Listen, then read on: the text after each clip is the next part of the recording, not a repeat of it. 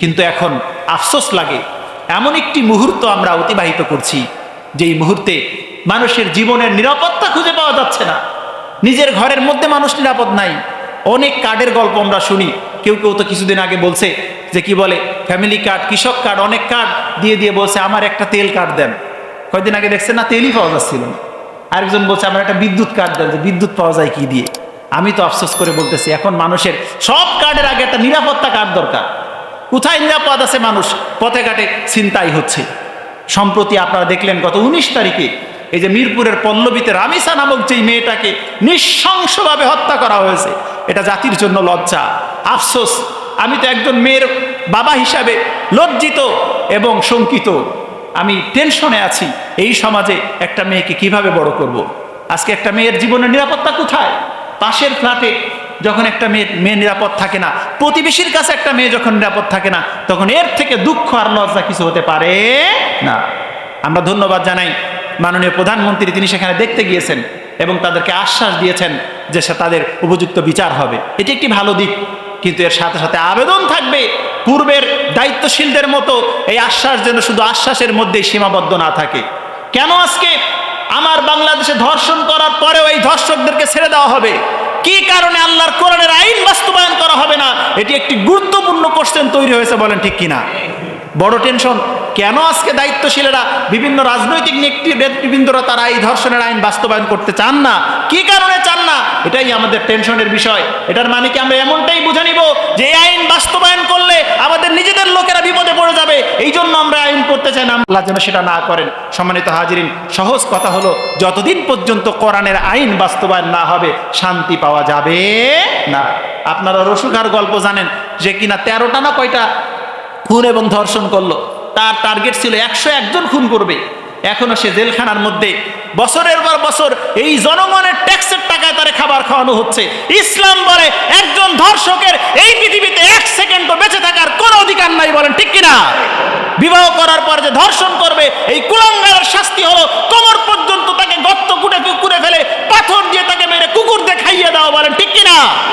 আল্লাহর কোরআনের এই আইন যতদিন বাস্তবায়ন হবে না, মানব রচিত তন্ত্র মন্ত্র দিয়ে সমাজতন্ত্র, পুঁজিবাদ আর গণতন্ত্র আর বিভিন্ন ধর্ম নিরপেক্ষতা দিয়ে শান্তি আসতে পারে না।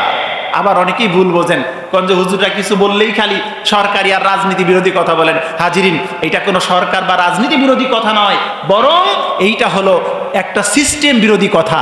আপনি যাকেই বসান, ট্যাঙ্কির ট্যাপ চেঞ্জ করলে ভালো পানি পাওয়া যাবে না যদি ট্যাঙ্কির পানি পরিবর্তন করা না হয়, বলেন ঠিক কিনা? ব্রিটিশ আইন, কোনো মানব রচিত আইন দিয়ে কোনোদিন শান্তি পাওয়া যাবে না।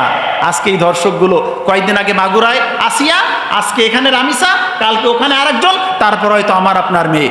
আল্লাহ মাফ করুন, এই দুষ্টুগুলোকে যদি আজকে এইরকম শাস্তি দেওয়া হতো।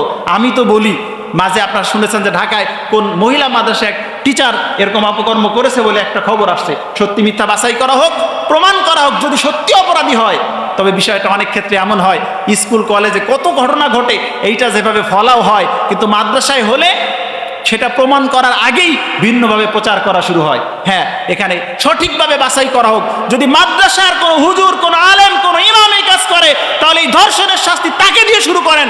কারণ আমরা আলেমরা তো বড় গলায় বলে বেলাই যে আমাদের ধর্ষণের শাস্তি দেওয়া হোক। তাহলে আলেম দিয়ে আগে শুরু করেন, এই হুজুর দিয়ে আগে শুরু করেন, দৃষ্টান্ত উপস্থাপন করেন। একজন ধর্ষককে প্রকাশ্য সোহরাওয়ার্দী উদ্যানের মধ্যে শাস্তি দেওয়া হলে সমস্ত ধর্ষকরা সোজা হয়ে যাবে, বলেন ঠিক কিনা? আল্লাহ আমাদেরকে কোরআন সুন্নাহর আইন বোঝার তৌফিক দান করুক, আমরা বলি আমিন। অত্যন্ত আফসোসের বিষয়, আজকে আমরা শুধু নেতার পরিবর্তন হলেই শান্তি আসবে না, যদি নীতির পরিবর্তন না হয়। আমরা আজকে এমন একটা পরিস্থিতিতে আসছি যে কিছু বললেই আমরা একটা বিষয়কে গায়ে লাগাই নেই, মনে করি যে আমি এই মতের হুজুর মনে হয়, তাইলে আমারে কটাক্ষ করলো, উনি মনে এইটা বলল। আসলে এই চেয়ারটা একটি ইনসাফের চেয়ার, এই মেম্বারটা বিশ্বনবীর মেম্বার। এখান থেকে কারো পক্ষে অথবা বিপক্ষে দালালি করার কোনো অধিকার কোনো ইমাম, কোনো খতিবকে দেওয়া হয় নাই, বলেন ঠিক কিনা? আমরা এই জায়গা থেকে সত্য কথা বলবো, সেটা হতে পারে আমার পক্ষে যাওয়া, হতে পারে আমার বিপক্ষে যাওয়া, ঠিক কিনা বলেন?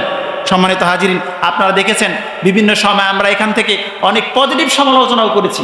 আপনাদের মনে থাকা উচিত, যখন আলেমরা পূজায় গিয়েছিল, আমি এই মেম্বার থেকে বিরোধিতা করেছি। একজন আলেম কখনো কোনো পূজা মণ্ডপে যেতে পারে না, সে হোক যে কোনো ইসলামী দলের, হোক যে কোনো দলের কিনা, ঠিক কিনা বলেন? কোনো একজন মুসলিম পূজা মণ্ডপে যেতে পারে না।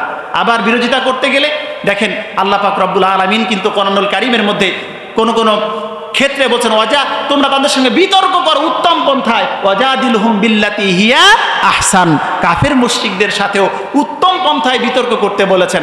আজকে আমরা কথা বলতে বলতে গিয়ে এমন কথা বলি অনেক সময়, মাল্লাম ইয়াশকুরিন নাস লাম ইয়াশকুরিল্লাহ, যে বান্দার শুকরিয়া আদায় না করে সে আল্লাহর শুকরিয়াও আদায় করে না। সম্মানিত হাজরিন, এই কথাও আমি আপনাদের এখান থেকে বলেছি। আমরা যখন আজকে নড়াল থেকে কি বলে রেল ট্রেন লাইনে 2.5 ঘন্টা 3 ঘন্টায় ঢাকায় চলে যাই, এটা এক সময় আমাদের জন্য কল্পনা ছিল, ঠিক কিনা বলেন? আজকে পদ্মা সেতুর প্রয়োজনীয়তাটা ওই ব্যক্তি বুঝতে পারে যার সন্তান অ্যাম্বুলেন্সের মধ্যে, পদ্মা সেতু যখন হয় নাই, যখন এই ঘাটে তার বাচ্চা মারা গেছে অ্যাম্বুলেন্সের মধ্যে, সেই বাবা বুঝতে পারে এই পদ্মা সেতুর প্রয়োজনীয়তাটা কি ছিল। এখন আপনি বলবেন যে হুজুর আবার বিভিন্ন দলের চামচামি করা শুরু করে দিয়েছে। সম্মানিত ভাইয়েরা আমার, সত্য কথা হলো ভালো কাজ যেই করুক সেটাকে বলা উচিত, মন্দ কাজ যেই করুক সেইটার বিরোধিতা করা উচিত, ঠিক কিনা বলেন? ভালো কাজ আমার বাপ করে সেটাকে আপনি সহযোগিতা করেন, মন্দ কাজ আমার বাপও যদি করে এইটার বিরোধিতা করেন, এটা হলো আমার ঈমান। হ্যাঁ, আপনি বলবেন এগুলো তো জনগণের টাকাই হয়েছে, তারপরে এগুলো প্রকল্প পাশ করে বহু টাকা মারিং করা হয়েছে, হতে পারে আমরা জানি না সেইটা, কিন্তু বাস্তবতা হলো একটা প্রকল্পে সবাই মন্দ হলে ওইটা হইতে পারে না। এর মধ্যে কিছু না কিছু লোক তো ভালো ছিল, যাদের প্ল্যান ছিল আজকে আমাদের এই অঞ্চলের জন্য এই ট্রেন লাইন করা, এই যে পদ্মা সেতু মেট্রো রেল করা, নিশ্চয়ই এদের মধ্যে যাদের চিন্তা চেতনা ভালো ছিল, যারা অর্থের কেলেঙ্কারি করে নাই, আল্লাহ পাক তাদেরকে উপযুক্ত যাজা দান করুক, বলে না আমিন। কারণ এটা আমাদের জন্য একটা স্বপ্ন ছিল। আজকে ঢাকায় আপনি এক জায়গা থেকে মেট্রো রেলে কয়েক মিনিটে করে অন্য জায়গায় চলে যান, যে মানুষগুলো এটা করছে এদের শুকরিয়া আদায় করার দরকার আছে না? আল্লাহ আমাদের বোঝার তৌফিক দান করুক, আমরা বলি আমিন। সম্মানিত হাজিরিন, তাহলে এই মাসে আমরা সকল পাপ থেকে বাঁচবো। খুব সতর্কতার সাথে, আফসোস এই মাসেই রামিসার মতো মেয়েটাকে আজকে শহীদ করে দেওয়া হলো কি পাশবিকভাবে। আমার তো মনে হয় এই সিস্টেমের মধ্যে সব থেকে বড় সমস্যা হলো নেশা, ঠিক কিনা বলেন? আজকে নেশা এবং পর্নোগ্রাফি, মোবাইলের পর্নোগ্রাফি, এটাই জাতি ধ্বংসের সব থেকে বড় কারণ। ঘরে ঘরে পরকীয়ার অন্যতম মাধ্যমে মোবাইল ডিভাইস, এগুলোর ব্যাপারে সরকারি কর্মকর্তাদের পদক্ষেপ নেওয়া উচিত। আমাদের গোপালগঞ্জের কি ফোরকান নামে একজন, দেখছেন না, ঢাকায় এক পরিবারের 5 জনকে খুন করছে, নিজের বউ জানলার সাথে তার খুন করে বাঁধে রাখছে, তারপরে 3টা বাচ্চা, সে লোক মোট 5 জনকে খুন করছে। এরপর আবার ফোন করে বলল যে এরকম সেইগুলা করে আসছে। নেশা, মাদক নেশা। আজকে আমরা বর্ডার খুলে দিয়েছি। ওদিন এক জায়গায় কথা বলছি যে মদের বিরুদ্ধে আইন পাশ করা উচিত।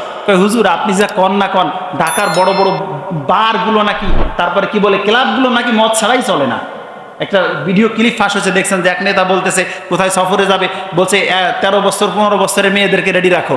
নাউজুবিল্লাহ, এগুলোকে ধরে ধরে শাস্তির আওতায় আনা উচিত, বলেন ঠিক কিনা? না হলে শুধু একটা দুইটা বিষয়ে কথা বললে সমাধান হবে না, পুরা সিস্টেমটাকে চেঞ্জ করতে হবে, কোরআনের দিকে আসতে হবে, ইসলামের দিকে আসতে হবে। যেমনভাবে মাননীয় প্রধানমন্ত্রী শুরুতে বলছিলেন যে আমরা মদিনা সনদের দেশ চালাতে চাই, ঠিক কিনা? আল্লাহ তাকে সেই তৌফিক দান করুক, বলে না আমিন।